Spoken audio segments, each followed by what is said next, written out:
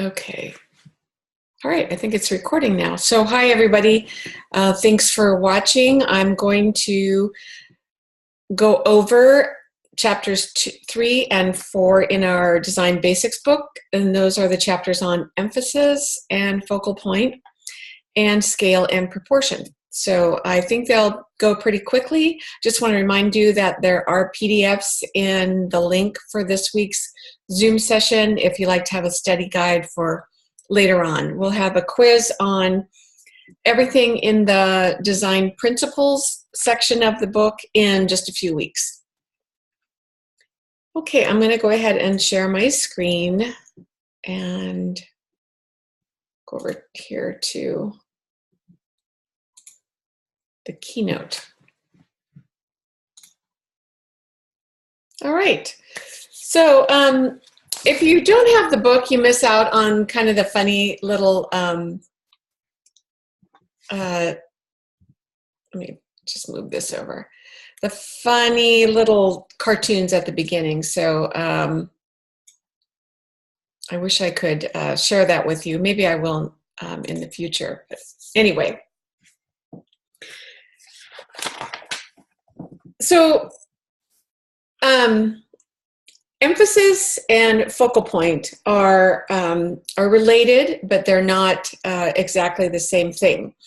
You most often in design will use emphasis to create a focal point or maybe several focal points, but they can also be used alone. You know, you can use emphasis to draw attention to a certain texture or a repeating color, and then you can create focal point through lots of different methods that you're going to see, but always a focal point is a specific place of emphasis in your creation, whether it's painting or a layout for a magazine or a web page.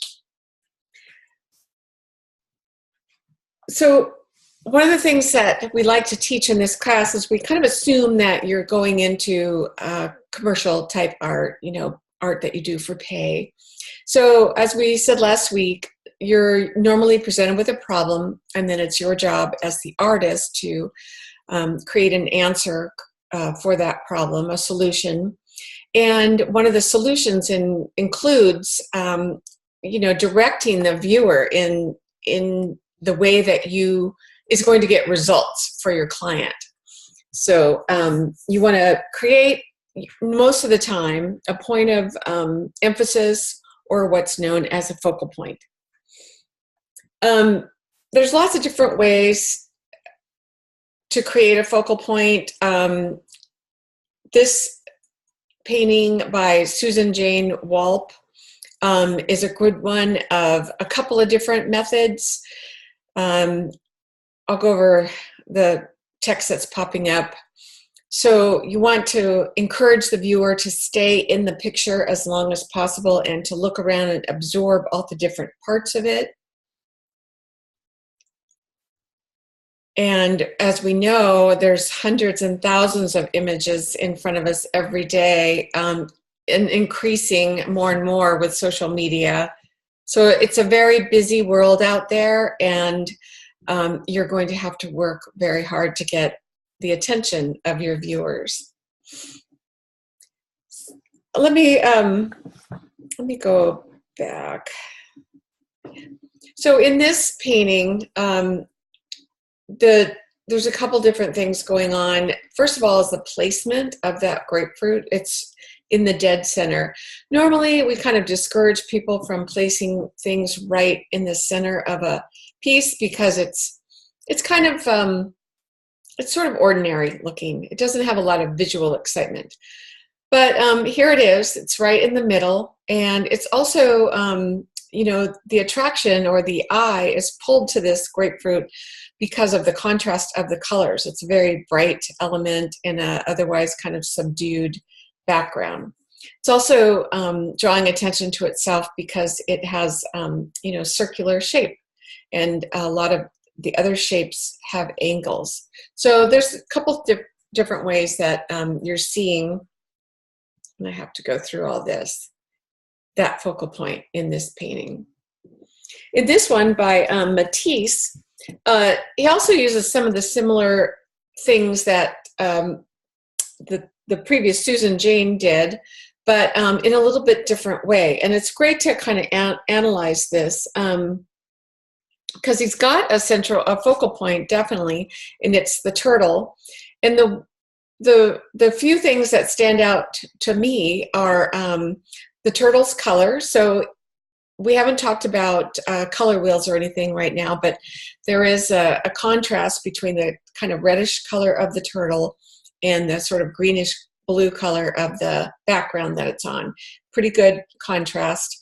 And so that is one thing that draws your attention. And there's also the gaze of all three of those women. They're all looking down.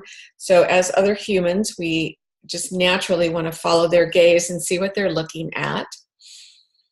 And then also just kind of the attitude of all three women. They're all sort of curved towards that turtle. So it's kind of good to go through the book and to look at the way that the book is talking about these examples. And that way you'll start to learn how to talk about them in your own critiques, whether it's a critique that you're doing for another student or whether it's a written critique. And as this points out, there can be more than one focal point. So the turtle is the main focal point, but there are others. There's other areas of high contrast, like the yellow of the one woman's hair. There's, let's see if we go on. The three repeating figures. So, you know, your eyes drawn to the turtle, and then you see these three figures that stand out from the background and have a lot of similarities. And then there's other like smaller little focal points that your eye will go to. And all of this does, if you set your painting up or your piece up in this way, is it just keeps the viewer engaged a little bit longer and keeps them more interested in the, oops. Okay, let's go. Sorry, there we go. Okay, a second focal point might be referred to as an accent or a counterpoint.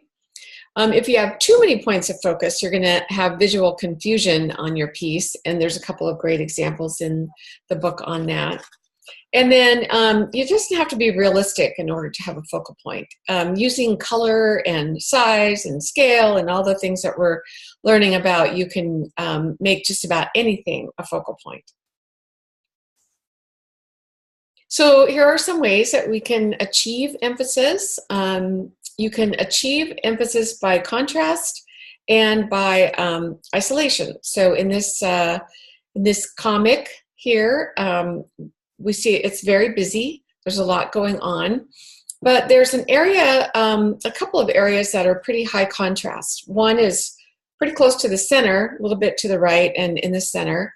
And there's high contrast that's being created by the light part of the floor.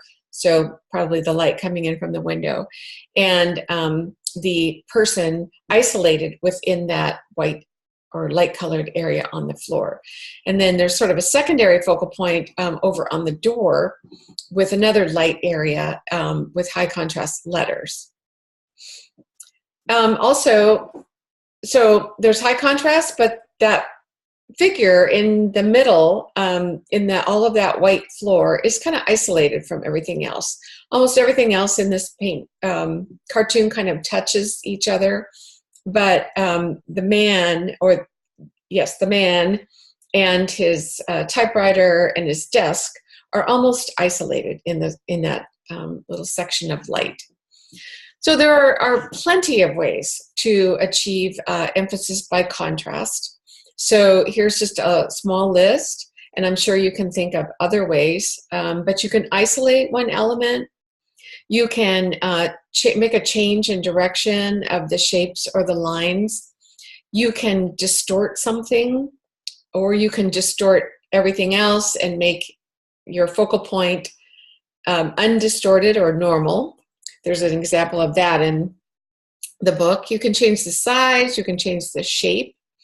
So if the majority of your piece is, as we saw with the grapefruit, angles, kind of geometric shapes, then you can add an organic shape to create contrast.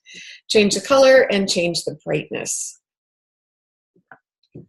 When most of the elements are black and white, then color is definitely going to stand out. Even though these are all very similar shapes, there's no doubt about where you're supposed to go. And it's actually even easy within the colored rectangles and squares to know which is the most important one. That's the biggest blue one in the bottom center, and then your eye just kind of follows along to the right.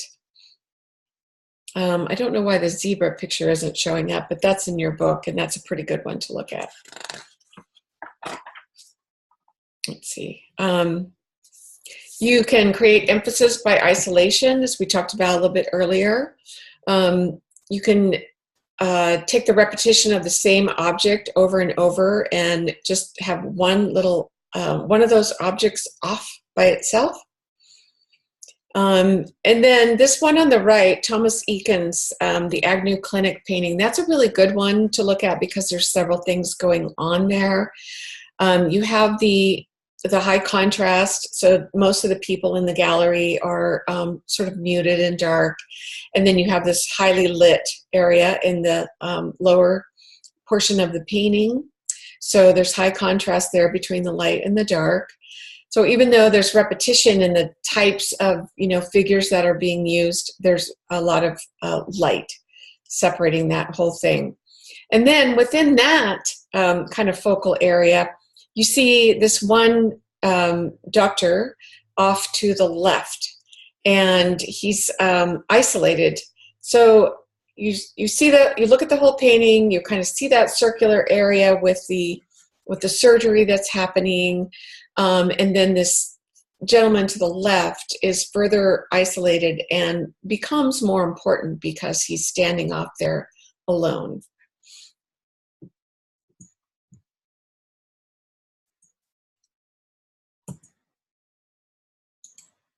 My computer's working really slowly. Sorry. I'm going to have to escape out of this and try it again.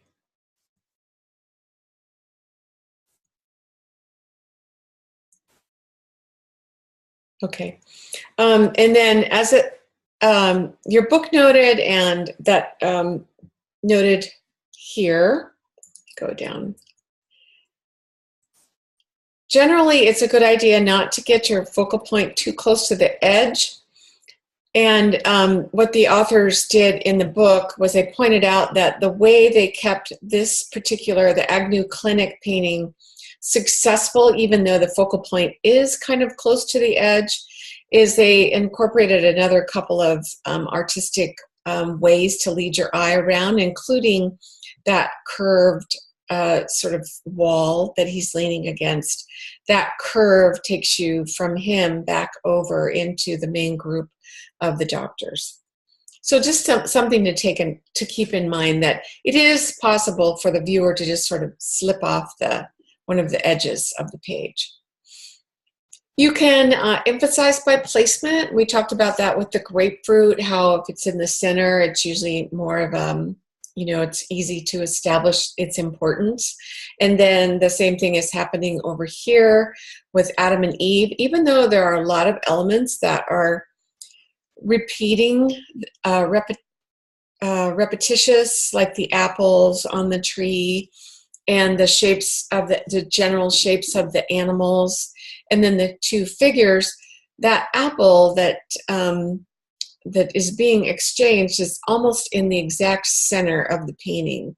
So everything is kind of pointing that way, the trunk of the tree, the sort of axis of their arms, going across horizontally, all kind of just intersects right there in the center. And the apple, even though it doesn't really stand out by any of the techniques we've talked about previously, so it's not really isolated and it's not really you know, there's not strong contrast, just by placement, it becomes a focal point.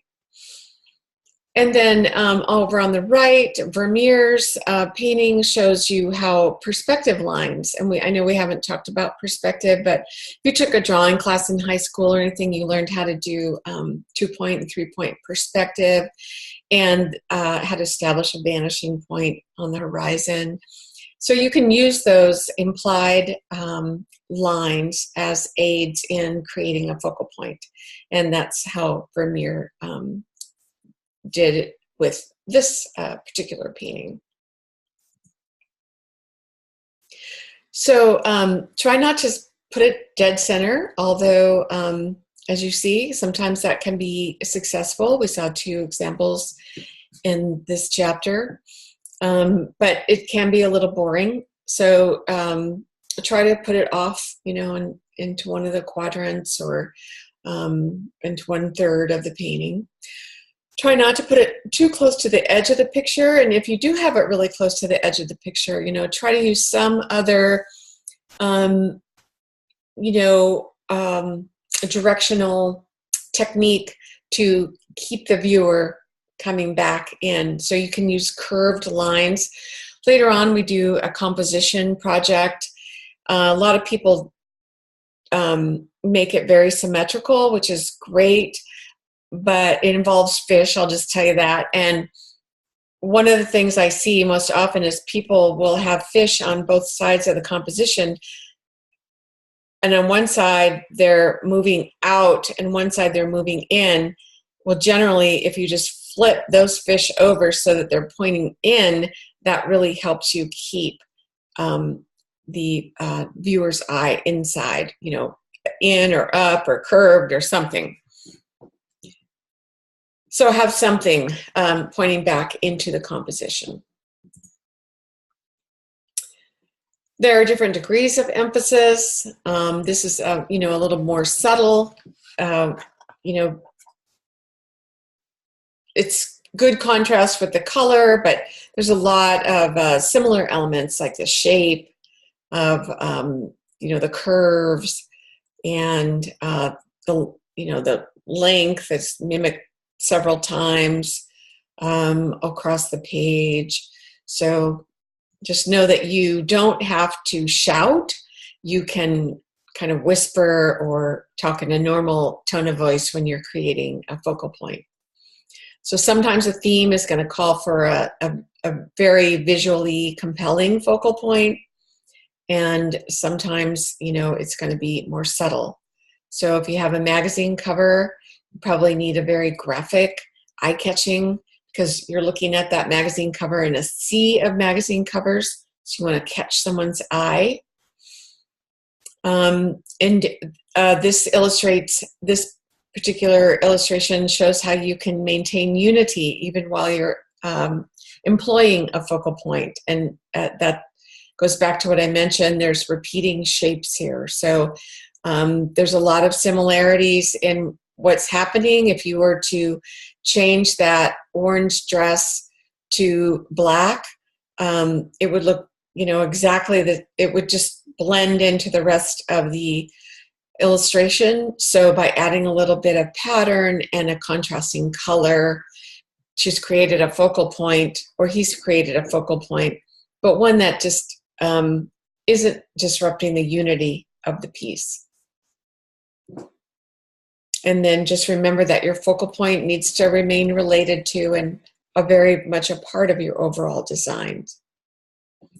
And then sometimes a designer might purposely have work with the absence of a focal point. And this is a really great example of that. Sometimes you want the whole to be more important than the parts.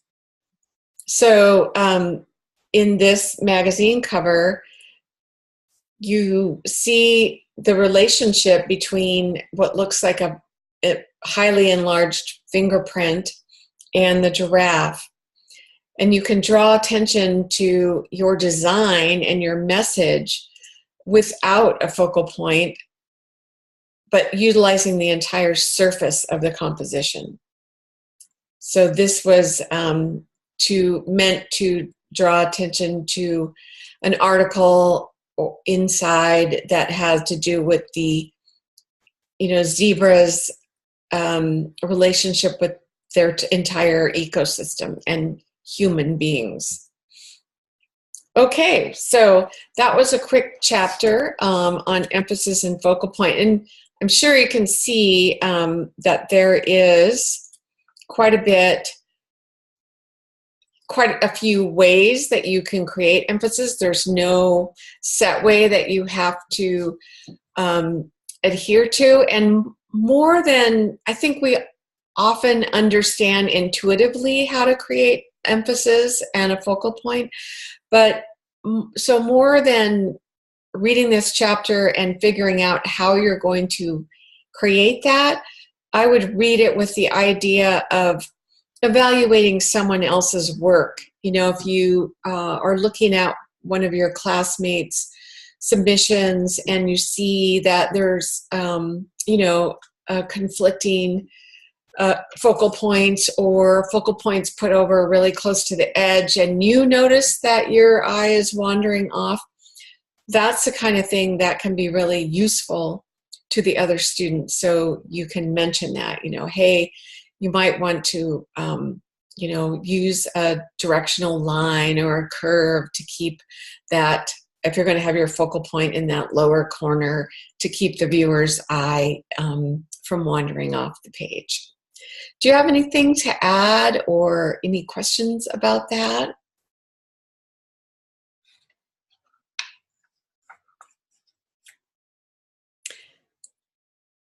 Okay, great. Okay, well then we'll just move on. I'm going to go ahead and share again.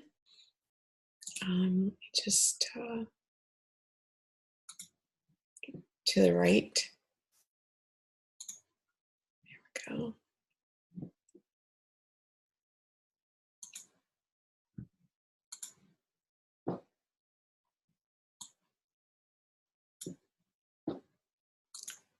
Oops, let's go back to the beginning here.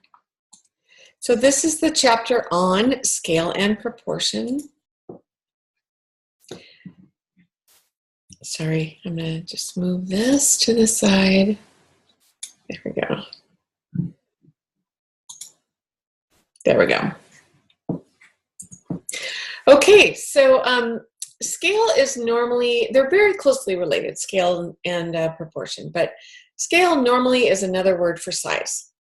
And then proportion is a word that describes a relative size. So it's the size of an object measured in comparison to another object or against some kind of standard or mental norm. So if there weren't a stool in that picture, it might be much more difficult to determine the scale of that ball. But the stool definitely helps us realize, in our brains, without even thinking about it, without even consciously thinking about it, that is a really big ball in a normal size space, judging by the stool. You can use scale and proportion for emphasis. This was done quite a bit back in the Renaissance. If you go back, or if you have studied Renaissance paintings and pre-Renaissance paintings, when most artwork was done for religious purposes to sort of teach and convey religion, people were often out of proportion. They were large, like people who were preaching or were higher up in the church were a larger size than the people they were preaching to. So scale can make for a very obvious focal point and create visual emphasis. Visual history or visual scale was directly related to the importance of the subject.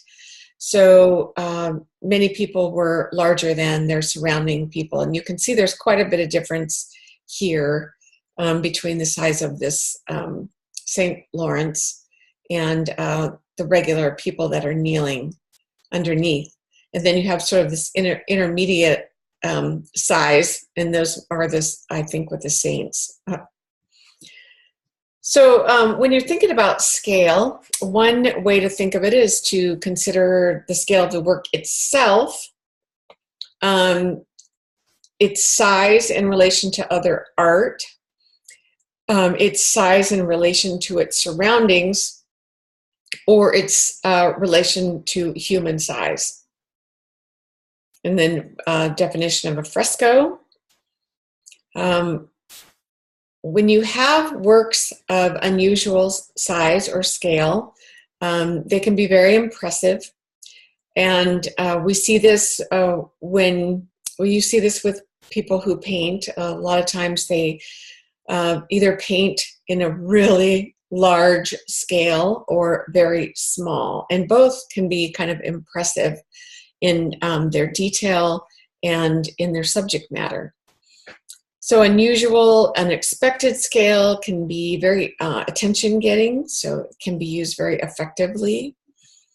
And also it can be used if you want to just take an ordinary object and encourage people to look at it with a fresh eye, in a way that they haven't really looked at it before. There's a couple of examples of that in your book.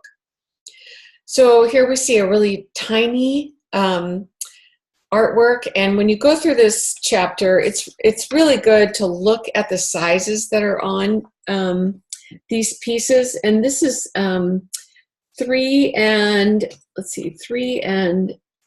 3/8 of an inch. So really pretty small, like the size of a button, but incredible detail in it. So this is a fascinating thing to see in real life. It doesn't really translate that well in the book or on the screen here, because it just it looks like so many things we see on the screen. But if you were to see this in real life, and you realize that all that detail is packed into just this much area, then it becomes more important. And then conversely, really large scale works can be impressive. There are a couple artists that are called, they do what's known as earthworks, or they're landscape artists, and they create these things that can really only be appreciated from a distance, sometimes even up in space. So this one is, let's see if I can tell you this. This is pre-Columbian in origin, so quite old. It's 150 feet in length. So it really is sort of meaningless when you view it from the ground. And it's very mind-boggling that it was drawn at or created at this scale, because you can really only appreciate it from the air. So there's some perspective, or there's some lines there to give you a little sense of scale, and those lines, those parallel lines, are tire tracks. So it's quite large. If you're interested in landscape artists, Andrew Goldsworthy is a great one to look up. He's done a lot of the kind of modern things like spiral jetty that are made from, they're really large, and they're made from just manipulating the landscape, basically. So some things to think about when you're thinking about scale and proportion. What would happen if you magnified a simple object to provide a new way of looking at them?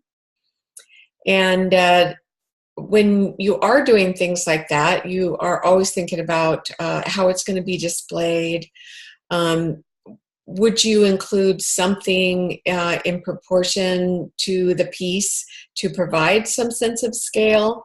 And then what is the natural landscape like? So here's a pop art piece by Klaus Oldenburg.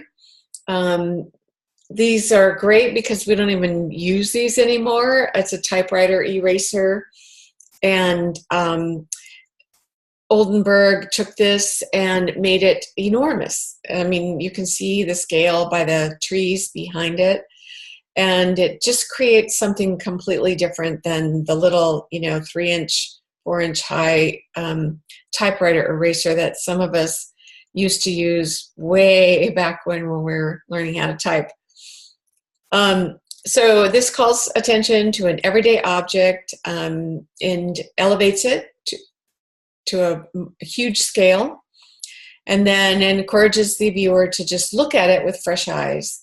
And you might discover something new about the object that you never thought to consider when it was at its normal size.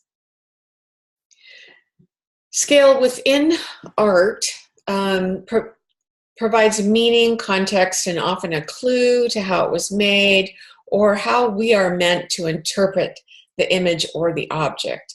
So when we're looking at something, we're thinking, is it bigger than I am, or is it smaller? Is it the same size? And subconsciously, this can be kind of powerful. And as an artist, whatever kind of art you do, it's good to learn to sort of manipulate or play with this idea of scale. You can also consider the scale of objects in relation to one another. So that's also known as proportion. Like we saw earlier with the ball and the stool. And then just in general, if you have regular placement and repeating elements, that tends to give you, the viewer, a sense of calm and quiet order.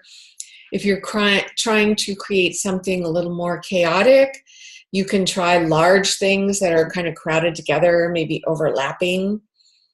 And then just something to remember, as if you're doing work for hire, when things are out of proportion, it tends to feel a little bit negative. So it can be used really effectively, but just remember that that may or may not be what you're attempting to create in your composition. So here's a piece that's quite large, 2.5 feet by almost 2 feet wide, and it's just an ordinary, ant.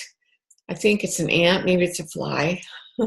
And it's because it's so large, it's it kind of elicits a different type of an emotional response than than seeing this in its normal size, which would be maybe the size of one of those little paint ink splotches down there near the bottom. And also the vantage point, so we're kind of looking up at this insect. That also is a little bit disconcerting. And these are things that you can employ to make people slightly, uncomfortable or off balance, or to draw attention to your message. And then on the flip side is you can also use scale. This time it's very small scale, and each of these figures is kind of isolated. So this can create a different, type of feeling. It's also can make you uneasy to see things very small that you expect to be, a certain size, and it just grabs your attention. So this is an annual report titled Social Insecurity, and the artist has done a really good job of creating this sort of feeling of isolation and uneasiness, with the hooded figures, the long shadows, and so on. So a lot of artists manipulate with scale and proportion all the time. The surrealists were and continue to be great at that. So this is Magritte, and you look at this and you don't know if those are ordinary size objects in a really small space, like a dollhouse, or if this is a normal size room, and then these are very large objects. So it creates sort of a little dialogue in your brain. Your eyes taking in the information, but your brain can't quite put it together, and it creates a lot of interest, and it makes you look at these things like the comb you might engage with that comb for a longer period of time than you would if it was just sitting in the drawer of your bathroom vanity. So playing with scale can bring about new ideas and new thoughts about an object. Now we get into an area which really became big around the Renaissance, and that was of proportion.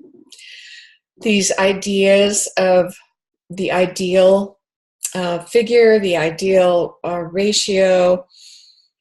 And I am not an expert on all of these ratios that we're going to kind of just skim over. So I encourage you, if it is something you're interested in, there's a lot of information out there on how to create the different rectangles and so on. But the Greeks started out the Greeks and Romans were looking for the ideal proportions in people. And they're the ones that created the ideal adult. They decided that they were 7 heads tall, that really was the best proportion for an adult. And these days, if you take a drawing class, you'll learn that most people are about 7.5 heads tall. Children are not as many heads because their heads are bigger, so there's just fewer heads. And all these things are really helpful when you're trying to learn to, draw the human figure. Fashion illustration uses an overly tall model, 10 heads tall, so everything is stretched out and carries the clothes better. Now the golden rectangle is interesting. It is, so the width is to the length as the length is to length plus width. So the width of the rectangle is, there's a formula there for you. It's really hard for me to explain this. If you understand it, you can come back and explain it to me. But this idea, so you have a square, it's divided into 2, you have a rectangle, and as you rotate the diagonal of that rectangle, it gives you this golden rectangle. And it has influenced art throughout the ages. You also see it in things like shells and the growth rings of trees. It was used by the Greeks in architecture.